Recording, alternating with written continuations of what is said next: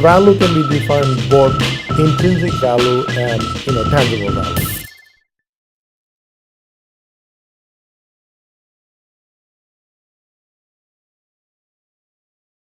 Value can be defined both intrinsic value and tangible value, right? So think about coffee, right?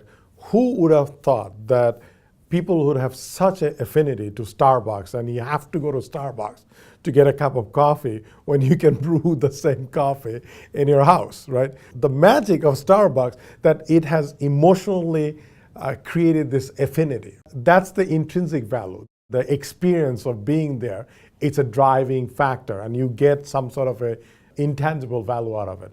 The tangible value is convenience, pricing, social gathering element to it, a place to work for some people, et cetera, et cetera. Combination of all that drives the success of a company. But I think if you're missing that emotional connection, it's harder to succeed. And by the way, that's not just true for companies, right? You can look at an author, you can look at a songwriter, you can think about anything, right? A restaurant, right? There's something that drives you, and it's a combination of all those elements that makes it successful or doesn't make it successful. Often enough, entrepreneurs or innovators or CEOs or business leader underestimate these intangible value. BlackBerry is a great example, right?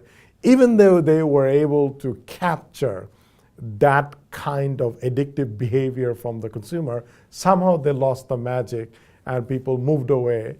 BlackBerry in many ways had much better technology, more reliable thing, more convenient, and I was one of those crackberry addict that had loved the keyboard. But I too moved away from that. So it's not just the technological innovation that makes you successful, it's all these other elements that makes it up.